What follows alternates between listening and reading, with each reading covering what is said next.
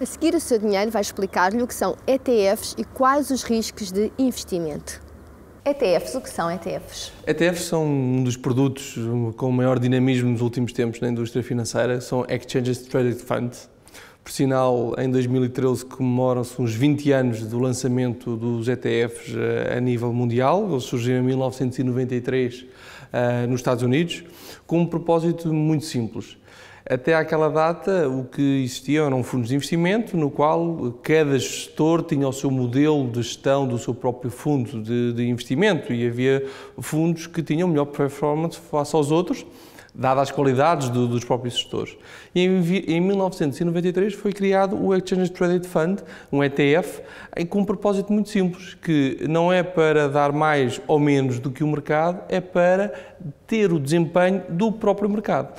Então, aquilo que os ETFs fazem é replicar um ativo subjacente, um índice dos mercados financeiros, e o propósito do ETF é exatamente isso, acompanhar a evolução desse mesmo índice de mercado.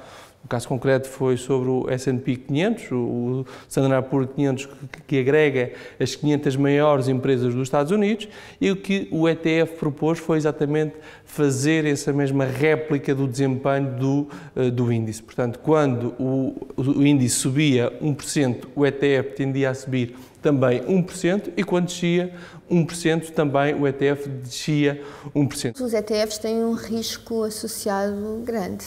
Podemos abordar o tema do risco dos ETFs em duas perspectivas. A primeira, a mais elementar, é o risco associado ao próprio ativo subjacente que está associado ao próprio ETF. Nomeadamente, se é um ETF associado ao mercado de ações, tem o risco do mercado de ações, se é um mercado de obrigações, tem o risco do mercado de obrigações. Isto é a nível do ativo subjacente, aquilo que replica.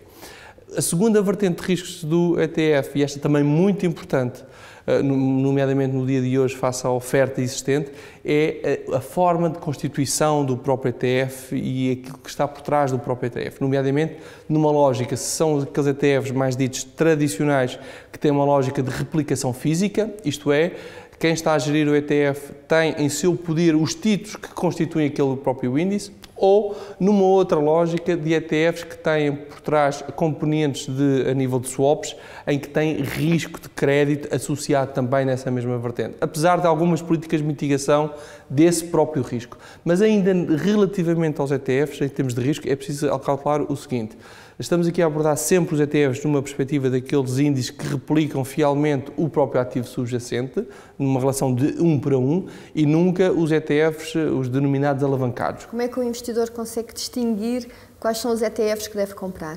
Deve conhecer muito bem um ativo subjacente, primeiro que tudo, as características do próprio ativo subjacente, e evitar, isto só para os investidores com elevados níveis de conhecimento, deve evitar a todo instante os ETFs com níveis de alavancagem. Isto porquê? Porque isto são destinados a investidores com um elevado nível de experiência nesse tipo de ativos. Portanto, os ETFs que têm uma lógica de replicação física de 1 para 1, esses são os mais indicados para os investidores que estão a dar os primeiros passos, é consultar os sites disponíveis, quer nas próprias bolsas, quer também nas entidades emitentes desses mesmos ETFs. Mas eles têm uma ficha normalizada? Tem uma ficha técnica, onde é possível consultar essa mesma informação. Como é que vem descrito?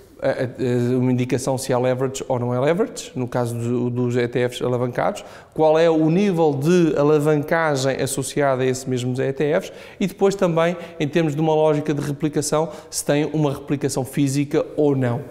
Então, esses mais básicos, o que é que lá vem escrito? Replicação física. Só? É o que consta, é uma lógica de replicação física que surge associada a esse mesmo ETFs. Os que têm uma componente de risco de crédito através de contratos swaps têm uma lógica de swaps. Os que têm uma lógica de alavancagem ou de uma lógica inversa ao próprio ativo subjacente, aí também tem essa mesma observação. Diz leverage. Tem leverage ou inversos.